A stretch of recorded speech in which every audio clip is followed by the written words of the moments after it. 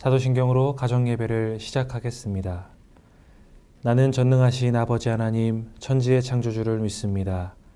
나는 그의 유일하신 아들 우리 주 예수 그리스도를 믿습니다.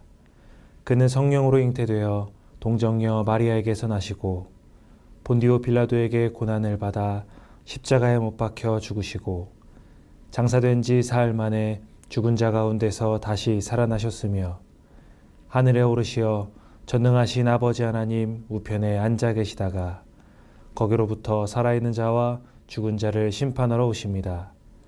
나는 성령을 믿으며 거룩한 공교회와 성도의 교제와 죄를 용서받는 것과 몸의 부활과 영생을 믿습니다.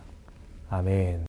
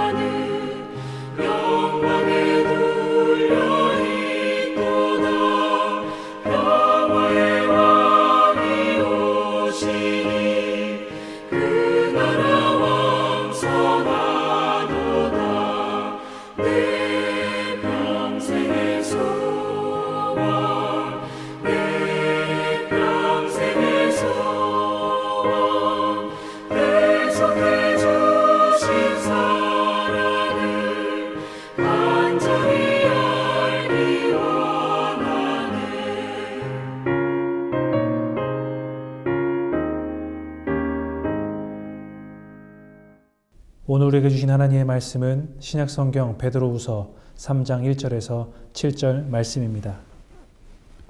사랑하는 자들아, 내가 이제 이 둘째 편지를 너희에게 쓰노니 이 두 편지로 너희의 진실한 마음을 일깨워 생각나게 하여 곧 거룩한 선지자들이 예언한 말씀과 주 대신 구주께서 너희의 사도들로 말미암아 명하신 것을 기억하게 하려 하노라. 먼저 이것을 알지니 말세에 조롱하는 자들이 와서 자기의 정욕을 따라 행하며 조롱하여 이르되 주께서 강림하신다는 약속이 어디 있느냐? 조상들이 잔 후로부터 만물이 처음 창조될 때와 같이 그냥 있다 하니 이는 하늘이 옛적부터 있는 것과 땅이 물에서 나와 물로 성립된 것도 하나님의 말씀으로 된 것을 그들이 일부러 잊으려 함이로다. 이로 말미암아 그때 세상은 물이 넘침으로 멸망하였으되 이제 하늘과 땅은 그 동일한 말씀으로 불사르기 위하여 보호하신 바 되어 경건하지 아니한 사람들의 심판과 멸망의 날까지 보존하여 두신 것이니라. 아멘. 오늘 읽은 본문은 베드로후서의 마지막 장입니다. 1절에서 이 둘째 편지라고 말하는 것을 보아서 첫째 편지는 베드로 전서였음을 우리는 알 수 있습니다.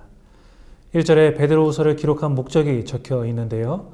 진실한 마음을 일깨워 생각나게 하는 것입니다. 당시에는 재림을 부인하는 사람들이 있었습니다. 이 사람들이 3절에 나오는 말세에 조롱하는 자들과 자기의 정욕을 따라 행하는 자들입니다. 잘못된 가르침을 전하는 거짓 교사들은 돈과 사람들의 그런 관심을 사랑했었던 사람들이고 진리를 왜곡해서 사람들을 현혹시키곤 했습니다. 사도 베드로가 강점을 두고 이야기하는 것이 바로 이 거짓 교사들이 주님의 재림에 대해서 잘못 가르침을 주었다라는 것이죠. 왜 이런 가르침들이 나오게 됐냐면 초대교회 때는 예수님의 재림을 기다리며 자신이 살아있는 동안 다시 주님께서 오실 것을 굳게 믿었던 자들이 많았습니다. 그런데 그리스도인들이 주님의 재림을 경험하지 못하고 하나, 둘 죽기 시작하니 의심이 들기 시작했던 것이죠. 의심이 생긴 사람들의 마음속에 거짓 교사들이 이렇게 이야기를 하는 것입니다. 그게 4절의 내용입니다. 그리스도가 다시 오신다는 약속은 어디 갔나? 조상들이 잠든 이래로 만물은 창조 때부터 그러했듯이 그냥 그대로다. 그렇게 미혹하는 사람들과 미혹당한 사람들은 주님의 재림을 비웃으며 믿지 않았고 심판이 없다고 여기며 자기 마음대로 살아갑니다. 이스라엘 백성들이 광야에서 야훼 하나님을 만나러 간 모세를 기다리다가 눈에 보이는 하나님을 만들자 하면서 금송아지를 만들지 않았습니까? 지금 이 시대 이 역시 마찬가지입니다. 눈에 보이지 않는 하나님, 다시 오실 예수님, 우리와 함께하고 계신 성령님을 보지 못하니까 눈에 보이는 돈과 명예 그리고 권세를 따라 달려가는 것이죠. 하지만 그리스도인들은 그래서는 안 되겠습니다. 하나님의 말씀 위에 우리의 일상이, 우리의 삶이 서 있어야 합니다. 베드로는 사랑하는 성도들이 거룩한 진리를 잊지 않길 바라셨습니다. 그래서 미혹에 넘어가지 말라 이야기하면서 5절에서 7절 걸쳐서 노아 시대를 예로 들며 하나님의 심판이 있을 것임을 설명하고 있습니다. 노아 시대의 홍수로 심판을 하셨다면 이제는 불로 재가 되어버리겠다라고 하신다는 이 말씀입니다. 그래서 우리는 주님의 다시 오실 날에 대해 알지 못하는 이들에게 종말이 있다는 것을 분명하게 가르쳐 줄 필요가 있습니다. 이 세상으로 끝나는 것이 아니라 하나님의 심판이 기다리고 있음을 담대하게 선포해야 하는 것이죠. 성경은 하나님의 심판을 분명하게 말하고 있습니다. 여러분들의 가정과 가까운 이들은 어떻습니까? 예수님을 모르고 주님의 재림을 알지 못한 채 살아가고 있는 이들이 있다면 그들을 위해 기도하며 진리에서 벗어나지 않도록 붙들어 주시는 긍휼함이 가정 가운데 또 개개인의 삶 가운데 있으시기를 바랍니다. 함께 기도하겠습니다. 주를 향한 믿음이 흔들리지 않게 하시고 미혹의 말에 넘어가지 않게 하옵소서.